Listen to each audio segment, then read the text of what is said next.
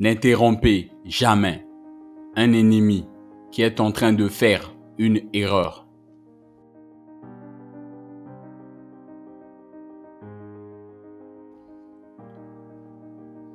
Le courage, ce n'est pas d'avoir la force de continuer. C'est de continuer quand vous n'avez pas la force.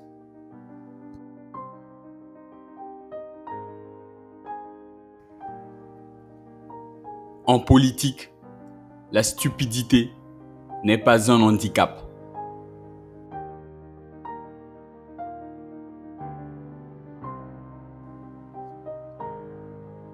L'art de gouverner consiste à ne pas laisser vieillir les hommes dans leur poste.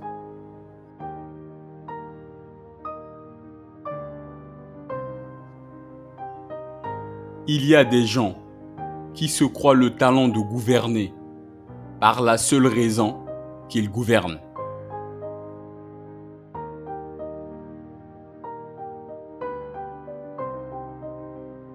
Il n'y a que deux puissances au monde, le sabre et l'esprit.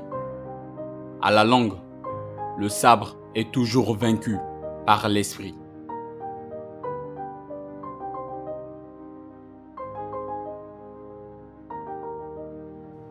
On ne conduit le peuple qu'en lui montrant un avenir. Un chef est un marchand d'espérance.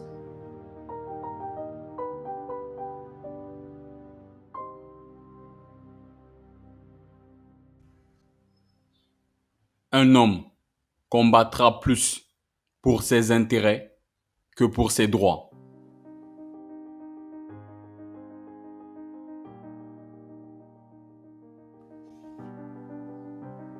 Il est de la sagesse et de la politique de faire ce que le destin ordonne et d'aller où la marche irrésistible des événements nous conduit.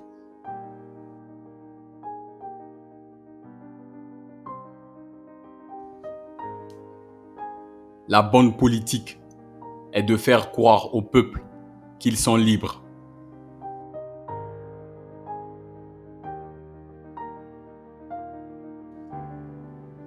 Le mensonge n'est bon à rien, puisqu'il ne trompe qu'une fois.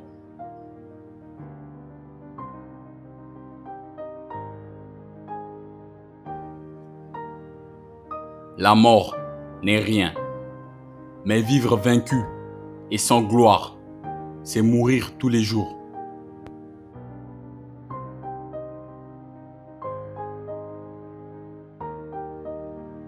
Quand on veut, on peut.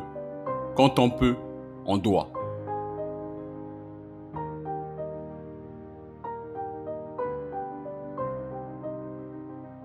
Dans les révolutions, il y a deux sortes de gens. Ceux qui les font et ceux qui en profitent.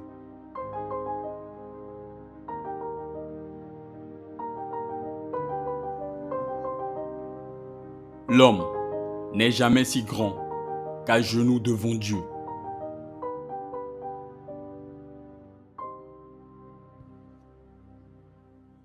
Lorsqu'un gouvernement est dépendant des banquiers pour l'argent, ce sont ces derniers et non les dirigeants du gouvernement qui contrôlent la situation, puisque la main qui donne est au-dessus de la main qui reçoit.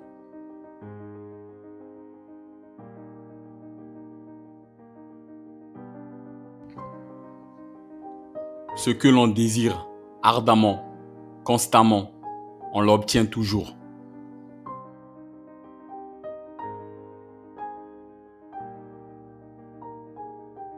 L'argent n'a pas de patrie. Les financiers n'ont pas de patriotisme et n'ont pas de décence. Leur unique objectif est le gain.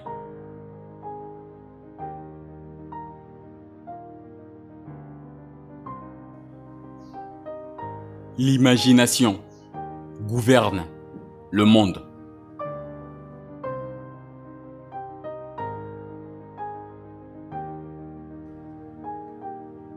On ne peut pas faire semblant d'être courageux.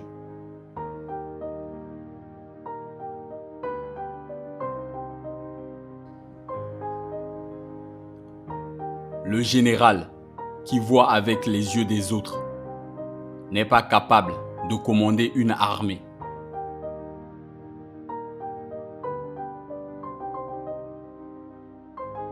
La froideur est la plus grande qualité d'un homme destiné à commander.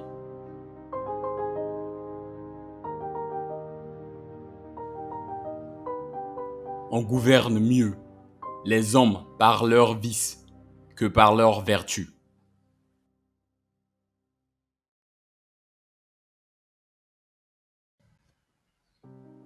Le meilleur moyen de tenir sa parole est de ne jamais la donner.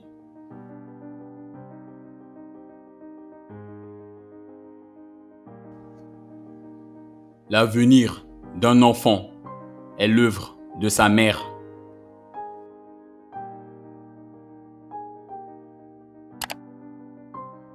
Bienvenue dans cette partie de la vidéo dans laquelle je vais vous expliquer toutes les citations de Napoléon Bonaparte que nous venons de voir.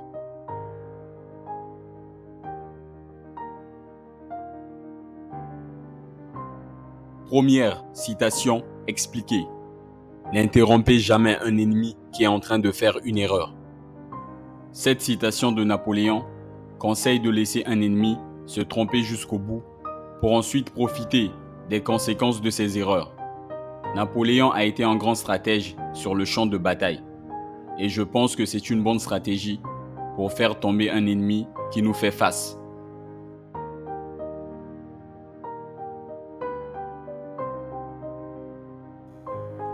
Deuxième citation expliquée. Le courage, ce n'est pas d'avoir la force de continuer, c'est de continuer quand vous n'avez pas la force. Le vrai courageux est celui qui fait face aux situations, même lorsqu'il n'est pas sûr de pouvoir s'en sortir.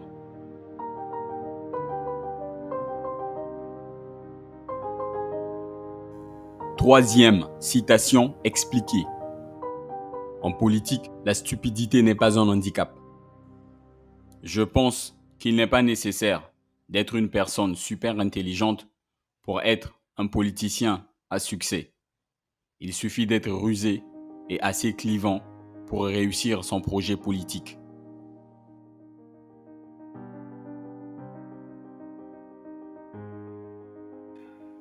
Quatrième citation expliquée.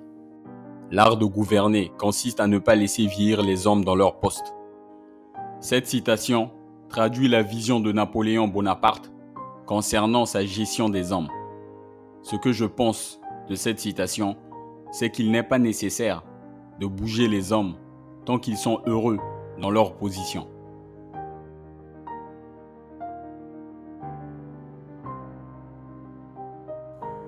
Cinquième citation expliquée. Il y a des gens qui se croient le talent de gouverner par la seule raison qu'ils gouvernent. Le seul fait d'être à la tête d'une organisation ne suffit pas pour bien la diriger. Diriger une organisation demande des compétences comme une excellente organisation, des qualités de négociateur, la créativité, etc.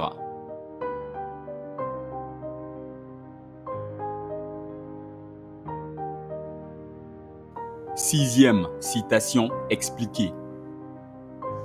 Il n'y a que deux puissances au monde, le sabre et l'esprit. À la longue, le sabre est toujours vaincu par l'esprit. Dans cette citation, le sabre signifie la force et l'esprit signifie l'intelligence. Et je suis d'accord avec cette citation de Napoléon parce que l'intelligence, la stratégie, la planification seront toujours au-dessus de la force. Elles peuvent défier puis battre n'importe quelle armée, quelle que soit sa puissance.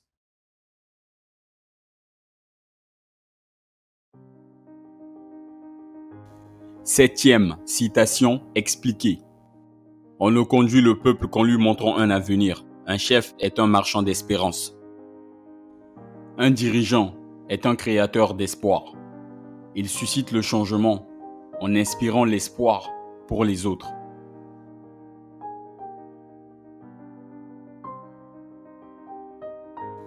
Huitième citation expliquée.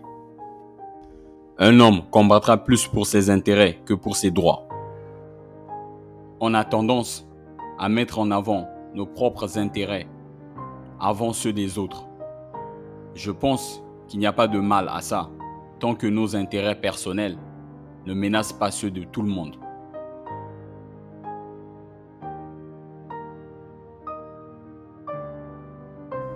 Neuvième citation expliquée. Il est de la sagesse et de la politique de faire ce que le destin ordonne et d'aller où la marche irrésistible des événements nous conduit. Les situations, les événements, les opportunités qui se présentent devant nous forment ce qu'on appelle le destin. Et notre destin est plus puissant que notre volonté. Nous devons donc le suivre tout le temps pour être heureux.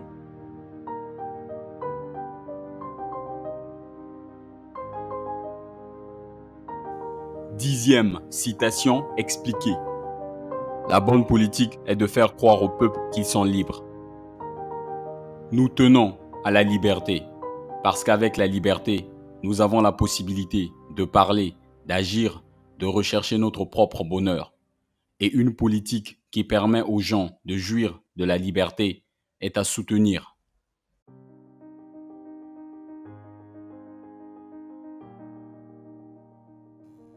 Onzième citation expliquée. Le mensonge n'est bon à rien, puisqu'il ne trompe qu'une fois. Je pense que mentir est une mauvaise chose. Puisque nous ne pourrons tromper quelqu'un qu'une seule fois, mentir n'en vaut pas la peine. Une fois que nous avons menti à quelqu'un, il ne nous fera plus jamais confiance. Il sera difficile de mentir à la même personne sans qu'elle ne comprenne ou réalise que nous mentons.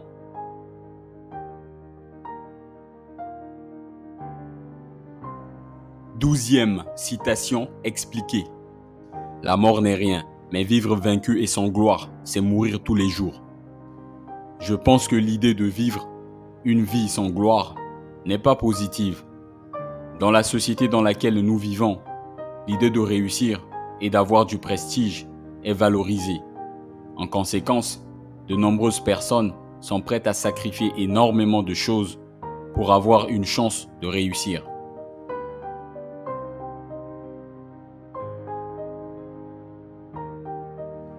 Treizième citation expliquée. Quand on veut, on peut. Quand on peut, on doit. Je pense qu'il ne sert à rien de remettre à plus tard ce que nous pouvons faire maintenant. Il est important d'agir et de ne pas attendre que quelque chose de mieux se présente, car souvent, cela ne se produit jamais.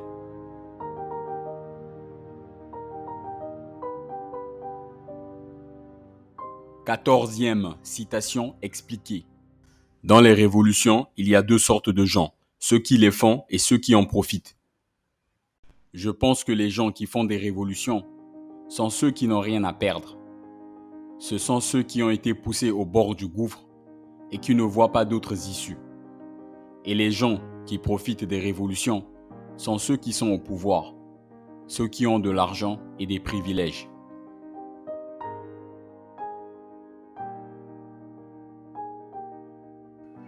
Quinzième citation expliquée. L'homme n'est jamais si grand qu'à genoux devant Dieu. Je pense que le sens de cette citation est que nous ne sommes jamais aussi grands que lorsque nous sommes dans une position d'humilité devant Dieu.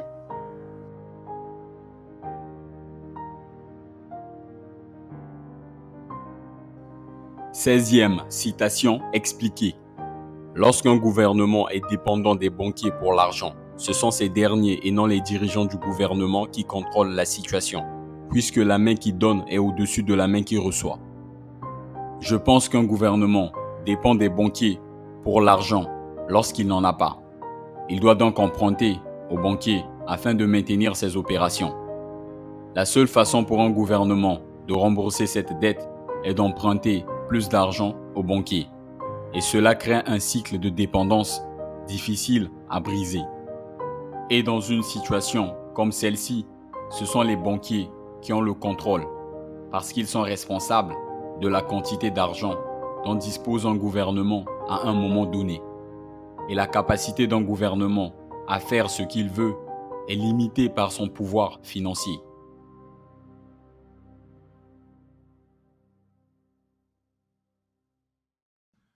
Dix-septième citation expliquée.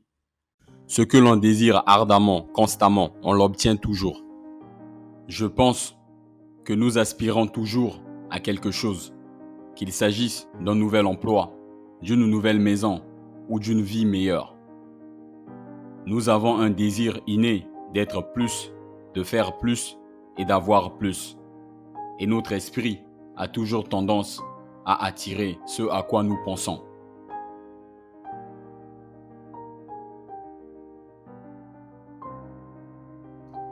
Dix-huitième citation expliquée. L'argent n'a pas de patrie. Les financiers n'ont pas de patriotisme et n'ont pas de décence. Leur unique objectif est le gain. Je pense que l'argent n'a pas de frontières géographiques. Les financiers n'ont aucun patriotisme. Leur seul objectif est le gain. Ils sont prêts à investir dans n'importe quel pays, quelle que soit la situation de la loi ou de l'ordre.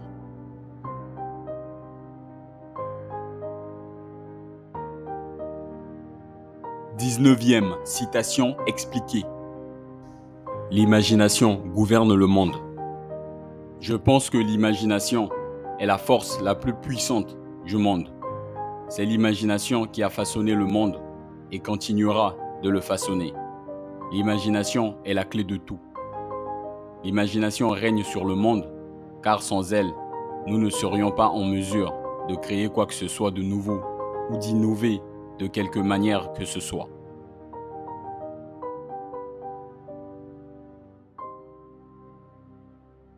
Vingtième citation expliquée. On ne peut pas faire semblant d'être courageux. Je pense qu'il n'est pas facile d'être courageux. Il faut du courage pour affronter ses peurs ou d'aller à l'encontre de la norme. Mais ce n'est pas impossible. Le courage est un choix, même quand on a l'impression que ce n'est pas le cas. Il s'agit d'avoir confiance en nous et en nos capacités et de savoir que nous pouvons faire tout ce que nous décidons de faire.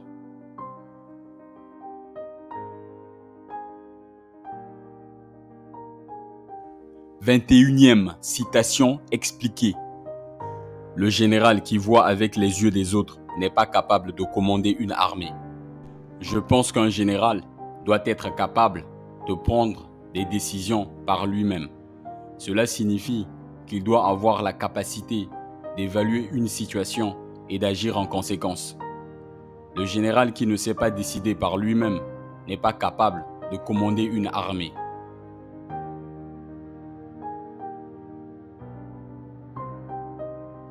Vingt-deuxième citation expliquée. La froideur est la plus grande qualité d'un homme destiné à commander. Je pense que ce n'est pas vrai que tous les leaders naissent avec les qualités nécessaires pour diriger. Les leaders doivent être formés pour devenir des leaders efficaces. Et la froideur est une qualité qu'un leader doit posséder. Pour prendre les meilleures décisions possibles, un leader doit avoir un certain niveau de froideur et de détachement.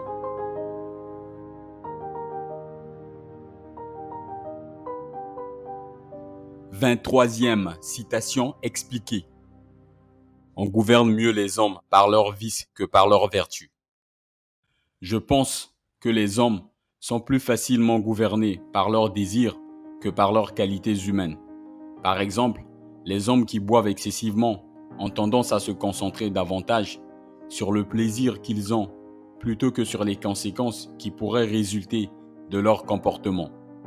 Ce vice peut souvent les aider à mieux fonctionner en société que les vertus qui leur manquent.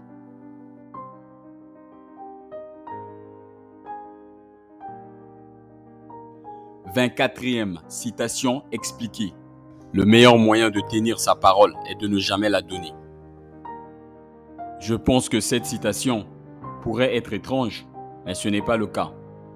Tant que nous ne donnons pas notre parole, nous ne devons rien à personne.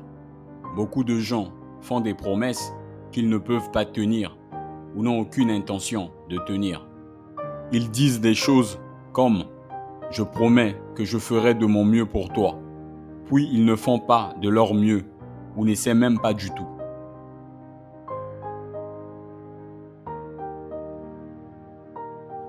25e citation expliquée. L'avenir d'un enfant est l'œuvre de sa mère. Je pense que ce sont les mères qui nourrissent et prennent soin de leurs enfants, en veillant à ce qu'ils aient un avenir brillant et prometteur. Les mères sont essentielles à l'éducation de leurs enfants.